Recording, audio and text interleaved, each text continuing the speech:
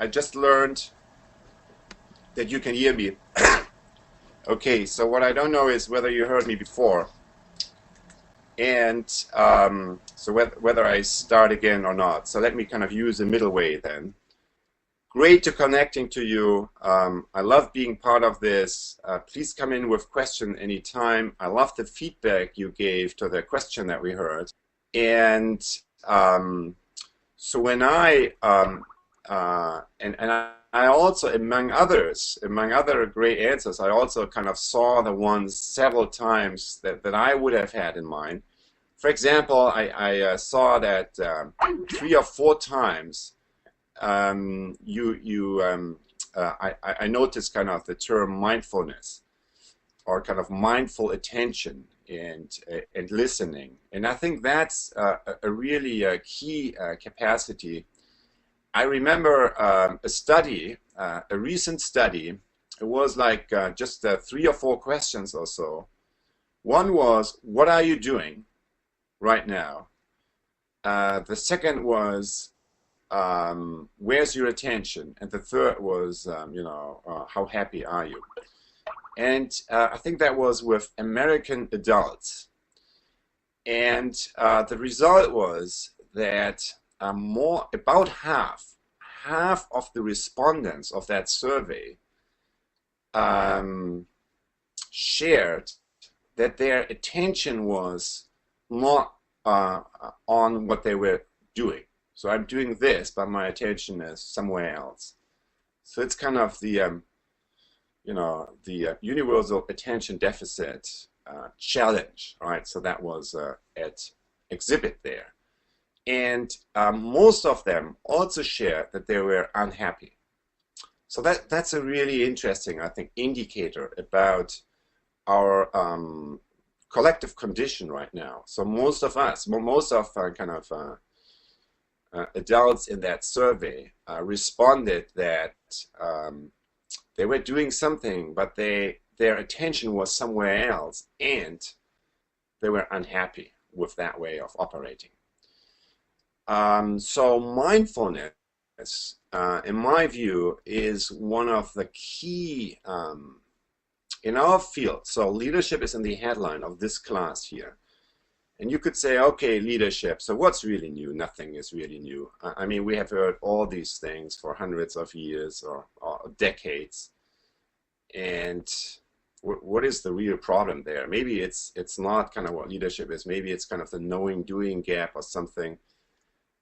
So there's very little new, really. Yes, kind of maybe last 20 years, maybe you could say emotional intelligence, organizational learning came a little bit more mainstream. But the one new thing that really happens the past 10 years is this: mindfulness. The rise of mindfulness from something totally marginal to something, that more and more people say, yeah, of course, kind of that is kind of a key aspect of what leadership is about. I remember I once interviewed John Kabat-Zinn, who probably is the best known instructor of mindfulness, or one of them in the West. And so he, some of you may know that he pioneered this whole approach, mindfulness-based stress reduction, that now is replicated all over the world, and that's really at the foundation of mindfulness going mainstream in health right now. And so I asked him, so tell me, what is meditation? And he said, he started his response with, meditation is about paying attention. And when I heard that, meditation is about paying attention, I thought that's what leadership is about. Leadership, in many ways, I believe, is about paying attention, is about kind of leaders in reality kind of shape the fields of individual and collective attention. That's really kind of what leaders do. And it's kind of our attention and the quality of our attention that is the most scarce and the most important resource that we have. And honing that, focusing that, kind of getting, getting beyond the attention deficit condition that we face as a culture right now, is one of the main leverage points. So that would have been, so I really resonated with those of you kind of who talked about mindfulness in related terms. That's one. And then another one, another response that I recognized, has to do with empathy and compassion, right? Kind of, it really has to do with the opening of the heart and everything related to that. And, and many of you are part of change processes around the world, in your own communities, in your own systems. I have studied a number of innovation stories and change initiatives and so on. And when you often when you double click on what is some of these bigger stories, what's behind that, then very often it's just a few people who really initially kind of ignited kind of this field of change. And then when you look into these biographies, what is it that kind of makes a person really move from an idea to commitment to doing something? It's really when something is touching our heart. I remember in somewhere in Africa, in Zambia, we were doing a workshop, and it was on collective action on HIV and AIDS. And we had a lot of activists in the room. And then we started the workshop, and we said, okay, tell, so we made them talk to each other in small. Then we said, well, tell a little bit about yourself, and when was it? That was many years back. So when was it that kind of the first time you came across this idea of the issue, the challenge of HIV and AIDS? And then when was it that you actually moved from idea to commitment? Kind of when was it that kind of you really committed yourself to doing something about it? And it was interesting because just about everyone had the same story, which is, or the same aspect, which is, one, it took forever. I mean, sometimes you encounter the idea, it's the knowledge about the issue, but then it takes forever until this knowledge kind of in your head is sinking into your heart. You commit yourself to do something about it. And it was triggered in almost all the cases, at least in that group, by something happening, not kind of in a foreign country, not out there, them, but in your own family, in your own circle of friends. When it kind of hit home, that was kind of the moment of waking up. So it's kind of, and that means kind of, that's kind of where we are naturally kind of more open up, or the capacity of our hearts. Kind of empathy and compassion are the gateway for any kind of social entrepreneurship, for any kind of a more deeper initiative of profound change, or of responsible leadership, as it is termed kind of in this class we are just about to move into here.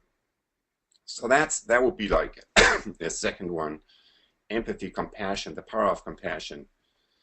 And then the third one, probably, as some of you also, some of you talked about perseverance, and I would say, yeah, perseverance, but it's also really courage. Several of you also had courage. We live in an age where courage is very much asked for.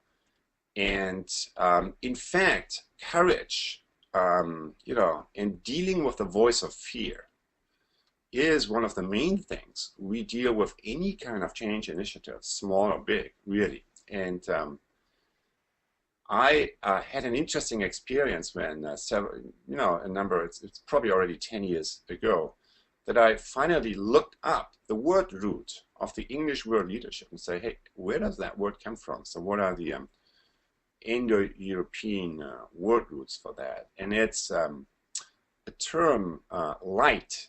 And so it comes up kind of in a number of different languages differently, but the meaning of the root really is to cross the threshold, kind of to move from one world into another world, kind of to go forth, or in a different translation, to die. So the word root of the English word leadership really means, one of the core meanings of that word root is to die. What is to die? To die essentially is the capacity to let go.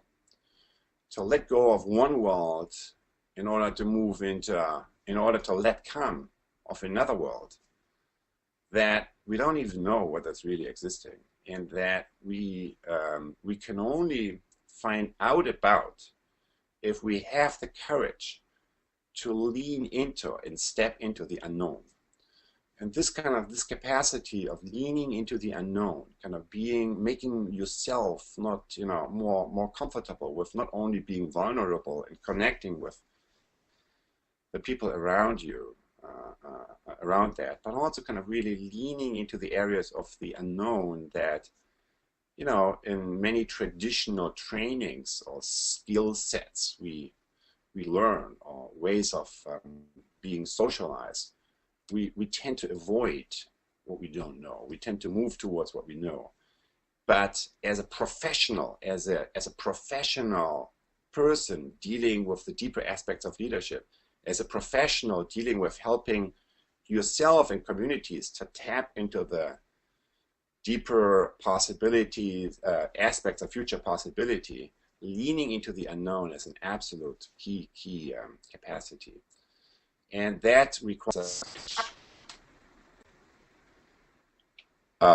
so I'm do I get a signal here from the moderation that I should no? Okay, so then let me so that's just a few kind of unstructured remarks around kind of what you the feedback you gave, your responses kind of to the question we all face. A little bit about my own journey. So last week you met Peter Senge, and it must have been like 20 years ago. I was at the end of my own PhD thesis, and I realized that I realized that what I was doing as a good European intellectual was kind of to know everything and to be able to do nothing really. So that I realized that the knowledge that I was creating wasn't really that helpful to the people in the field who were about to create organizational and societal learning and kind of profound innovations in society. So therefore, and I thought, where can I learn that? And I thought, probably I need to go to Boston, where Peter Senge just opened up the MIT Learning Center, and he shared with you last week what he did and his core concepts of organizational learning and so on. But my own interest really was, okay, organizational learning, I get that. But where we really need learning infrastructures is across sectors, really on a whole system, on a society level. That's what I want to learn. Back then, no one was really interested in that at the MIT Learning Center. But they were kind enough to give me a little place there. So basically, over the past 20 years, I have been, immersed in a lot of learning processes and change initiatives across all sectors and also across many cultures. And what I learned, and when I arrived, here is what people noticed, that Senge and his colleagues, they had developed all these great tools around organizational learning, right? And then in the hands of some managers, these tools created great results. And in the hands of others, they didn't. No results. Why is that? So that was a little bit the puzzle when I came in. And I then inquired together with Peter and others into these puzzles. And what we surfaced as a result of this initial puzzle, which is the organizational learning tools produce great results in the hand of some, and they don't in the hand of others. Why? And the answer to the why, I believe, at the end of the day, is consciousness. It has to do with the quality of awareness and the quality of attention that the user of these tools bring into the situation. In other words, it's the quality of self. And that's why I thought the answers you all gave to, hey, what are the things kind of that we need to pay attention to, were also pointed, because most of the things that you mentioned, kind of the open mind, the open heart, and so on and so forth, empathy, compassion, mindfulness, they talk about these interior conditions. And the main thing that I learned here at MIT over the past 20 years is that all the existing learning methodologies, really until at least, you know, when I entered that field, really all talked about the same learning method, which is methodology or practice model, which is learning by reflecting on the experience of the past. However, I saw in the real projects with governments, business, civil society, and so on, that in most cases, leaders today, change makers today, both on a grassroots level but also on the big system level, face challenges that we cannot address successfully just by reflecting on the past. We need a new leadership capacity, which is not learning from the past, but leaning into and learning from the emerging future. Learning from the emerging future by sensing and actualizing kind of the emerging future possibilities that are connected to my own passion, connected to my own heart. And to do that, we need to not only activate kind of our reflective thinking, that the cognitive device that we have above the neck, but we also need to activate the areas of cognition that we have as human beings below the neck, kind of that we can refer to as, you know, open heart or emotional intelligence, but then also open will, which is really the sense of our own essence, of our own purpose. And that's really, in a nutshell, what I have been trying to do the last 20 years to, you know, to further develop the concept of organizational learning and of systems thinking by bringing consciousness and learning from the emerging future more central and more explicit into the practice model, because I believe that's what I really, what does it mean, I believe. I heard that many practitioners told me that I studied, hey, that's kind of where the real difference comes from. It really matters. So the quality of attention, the quality of intention that you bring into a situation makes a huge difference. So you need to work on that. You need to cultivate that. And that's a lot of what I'm doing. And what I find interesting today in our age, and maybe that's Klaus, so maybe that's then a way for stop for me and invite questions or further remarks from you guys. But when I you know, look at the larger field of leadership and change and so on, and we all are part of that, kind of, we all hold different angles. What do I see? I see like people are sick and tired of this. People are sick and tired of all these old change methodologies that they are dragged through, and another thing and another thing, and no one can stand that any longer. And why is that? Why are people sick and tired? Not only because it has been too often and too mechanic, I think, and too much disconnected to what they really care about. I think so I remember kind of here at MIT, kind of the mid-career executives, they often tell me, the higher I get in my company or in my you know, governmental institution, the less inspired I am. So the higher I get on my career ladder, the less inspired I am by the work that my organization is asking me to do. And so what is the disconnect there? And I think so what's wrong with the old methodologies of change is two very simple things, two very simple disconnects. The first one is they do not really connect to the personal dimension. And it's not only the millennials, the Generation Y, who want kind of a more authentic connection. It's really all of us. I mean, it's just that the tolerance of the Gen Y, the millennial people, is less developed to deviate from that, what they think is good for them. So, but you know, it's also true for the rest of us.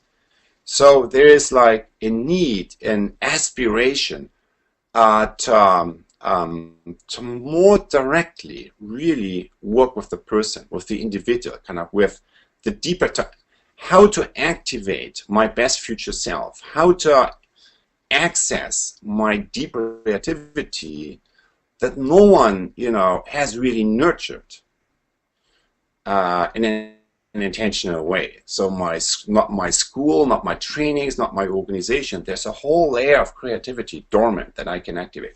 So there's kind of this personal dimension. So the change in leadership that's called for today needs to be more personal, kind of more connecting with the deeper sources of my own creativity, of who I could be tomorrow, on the one hand. And on the other hand, what's wrong with the existing approaches is that they miss the societal dimension, mostly. Kind of organizational change is just kind of, stuck in the universe of your own institution and geometry of power, and doesn't really extend to the larger ecosystem around you and to the larger story that we are part of, that basically the transformation of capitalism from a way that we know it to another way that needs to happen now, that makes our larger economic and political system be more in sync with the challenges that we face as a global community today, in our local communities, but also in regions and on a global scale. So this larger societal and economic transformation journey that we are part of, that's very much necessary to bring that in, and that's kind of has been a lot. So where do all these problems start in the end? Is it like the top 1% or 0.1%? I think the most important source of origin of all the problems we have is here. It starts between our ears. It starts with the way we think. It starts with the disconnection of our paradigms of economic thought. It's the outdatedness of these paradigms relative to the real challenges that we face in society, in nature, in our communities today. And we need to kind of reconnect that, and kind of that reconnection really is a transformation, I believe, from ecosystem economies to ecosystem economies. And this journey from ego to eco, in my view, is it's the number one leadership challenge today that we face in all larger systems. And how do you go on that journey? Well, or how do you face that challenge? By essentially going on a journey. It's a journey from me to we, it's a journey from ego to eco, and you only can do that together. And that's what I understood from Klaus and the other dear colleagues from GIZ. That's what you guys try to do as a global virtual distributed community in this MOOC. So it's very exciting. Thank you for having me being part of that, and sorry for losing some time with the technological challenges early on. So let me shut up here, stop, and listen to you guys.